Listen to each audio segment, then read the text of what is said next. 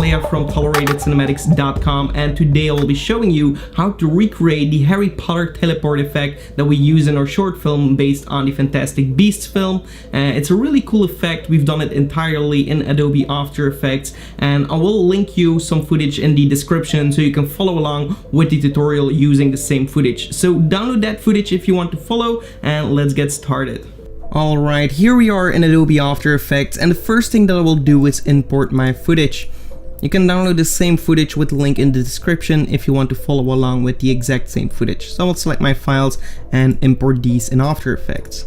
If I double click on the Harry Potter backplate, we'll see that we just have an empty scene here. This is just as a reference for our first shot. So I'm going to import this in a new composition, and then I will drag my teleport in on top of that. I will go to composition settings and just rename this to a main comp so it doesn't take the name from my first footage. Click OK. I will drag the footage from the teleport in and just move it all the way to the end, so it's actually ending right there. So we have an empty space waiting for it, and then I jump in, I teleport in. I'll go to the beginning of this teleport in, and I will duplicate it, right click, time, freeze frame, so we only have this kind of shot, and then I will just drag it forward a little bit. Let's go 10 frames forward and drag it in there. We'll trim it down like so, and actually it can be a little bit shorter than 10 frames because it's quite long already. And now we have a freeze frame of around 8 frames long. I'll then go into my mask tools, zoom in a little bit, and mask myself out. It can be rough, doesn't really matter that much, so let's go.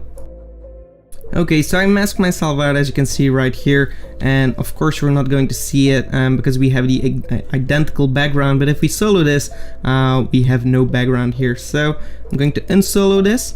Now that we masked ourselves out, I'm going to the puppet tool and I'm going to click on my body on these parts, like so. One in the shoulder and the arms.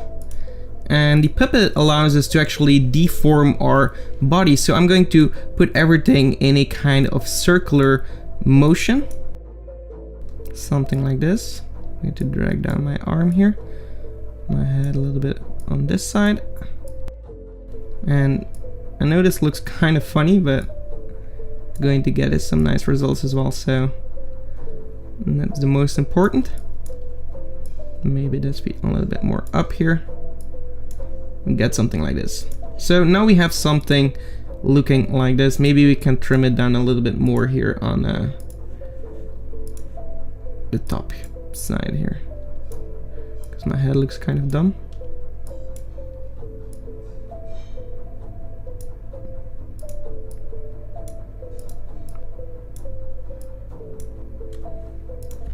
Alright, so this looks pretty nice. And then I'm going to the effect blur and sharpen motion blur, or just Gaussian blur or directional blur. Let's take a directional blur and just put it before the puppet tool actually. And we're going to increase it to something like 10. 15 is okay, so we get some blur up front and it's going to be straight, and then our puppet is going to deform it in a circular way. Then we're going to take our selection tool, click on that footage, and actually select your pan behind tool. We're going to move this in kind of the center of our circle here. So if we take the same kind of distance over here, we're going to put it over here. And then what we will do is click R on the keyboard for the rotation, go to the beginning of this layer, and also make this a 3D layer. And we're going to move the Z rotation right here. So that's going to rotate our shot here. So I'm going to click on the stopwatch for my Z rotation, go to the end of my frame here, so that's right here, and I'm going to rotate it one time. So it's going to rotate like so. We get something like this. Okay. We want, of course, the end to be similar to where we want to end, so we can drag it a little bit more like so, and we can actually also move it to the side, so we actually form something like this. Maybe I want to drag it like so, and then turn into myself. Okay, so right now we turn around and then I kind of jump into my being and then just falling out, something like so. I'm just going to start on the other on another rotation so we can see that we're almost twice in the rotation. So I'm just going to position this a little bit further as well. So we just turn one time because I think it's a little bit too fast. So now we have something like this.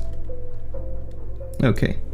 We're also going to click on enable motion blur for that layer. If you don't see that, just toggle the switches and enable it, and also enable it for the composition. You can always right click composition settings and go to the advanced, and right here you can increase your shutter angle if you want to. That's going to give a little bit more blur right here. So we can click OK, and then we're going to duplicate our teleport. And we're just going to press the W key on our keyboard, and then we want to rotate things a little bit. So maybe one like this. Click on the rotation for the Z and go to the end of the keyframe. So make sure that both of these keyframes are selected while being with your time scrubber on top of one. So it's actually selected. And if we're going to move this, it's also going to offset both of these keyframes. So it's not going to be faster. And now we get something like this here. I'm going to click over here and actually rotate it a little bit more like so we can actually see it in the camera. Then duplicate it once more and maybe offset it like so right here, and also press U on the keyboard and click on Z rotation and go to one of these keyframes, and then also offset it, of course, maybe right over here. And now we have something like this. Okay, so you can play around with these settings. I think one of these still has to change.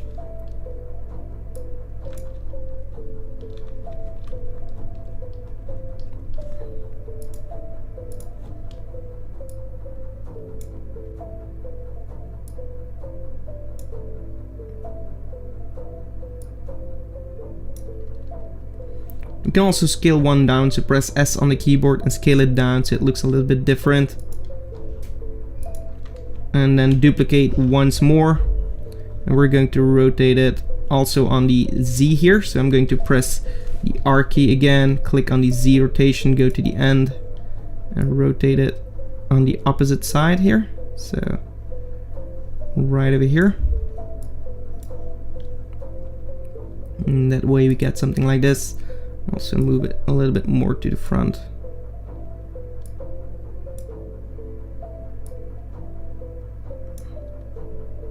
Okay, there we go. So if we're going to play this back,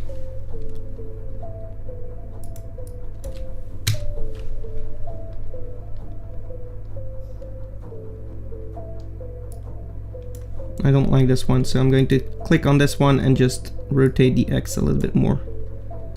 Okay, so we don't get these sharp lines here.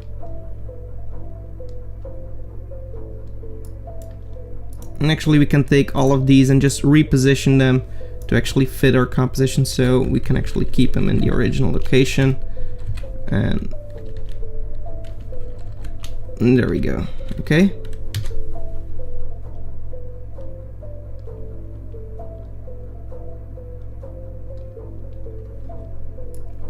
So now we have all of these rotating, and then right at the end we just jump into our original shot, and it looks like we're getting there. We can also click on one of these teleportations, press S on the keyboard, click on this keyframe, move like 3 frames forward or 4, and click on make a new keyframe. Then go to the beginning keyframe and just zero this out so it actually starts out of nothing. And then copy these keyframes, or just select them first, right click, time assistance, easy ease, and then copy and paste them on all of these. And that's going to reveal them right here. So if we're going to do that, it's going to start out of nothing, and then they come together like so. Okay, pretty cool. What you can do as well is right at the end here, where I jump in to add a little bit of a smoke buff. If you have kind of stock footage that gives something like that, we will be releasing a smoke puff pack in the future, but it's not quite ready yet. So if you're interested in that, definitely check our website. It depends on when you're seeing this tutorial, but yeah, that can really help out here with the final result. So to actually give it a shock effect, a little bit of smoke around your character right here. So once you have something like this, we can actually select all of these files and go to layer, pre-compose, and then move all the attributes. I'm going to rename this to teleport comp, and then I'm going to use an effect called wiggle, which you can actually download on our website at the freebies page. So what I will do is right at the beginning where we see nothing, we're going to click on these keyframes for the slider, so it's at 0, then go forward a few frames with the page down button. You can do so like right over here, and then we're going to increase the amplitude to something like 25 and the frequency maybe to 20, and then move forward until we're completely in the shot, so right over here maybe, and then zero this out. And if we're going to play this back, we're going to get a little bit of a shake. Press U on the keyboard to reveal these keyframes. I'm going to trim these down a little bit more and go back to that shot. Also enable motion blur for your footage, and you're going to get something like this.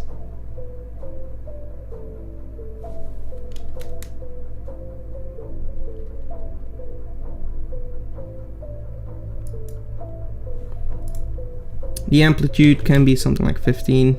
Right click composition settings, go in advanced, and lower your shutter angle a little bit, like so.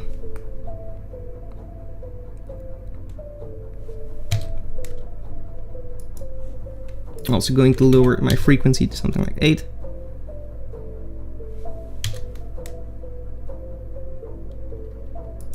And the amplitude to something like 7. It's a little bit too intense. Okay, so it's trial and error, but like 8 and 7 kind of works. Don't overdo it. It has to be subtle, so. Okay, this looks pretty cool. So now we have a little shake on the impact, and that gives it a little bit of better effect. So now we have a shake on the impact, and that's going to sell the shot a little bit better. We can trim these down even more if you want to, so it's actually real sudden. It starts to shake and then it fades out like so. We can also select these last keyframes, right click, easy keyframe assistance, and easy ease right here. And now we have something like this. Alright, we have a pretty cool result. That's how to create a teleportation effect like in Harry Potter. I hope you enjoyed this tutorial. If you did, give it a like and also subscribe to the channel for more. Thank you so much for watching, and goodbye.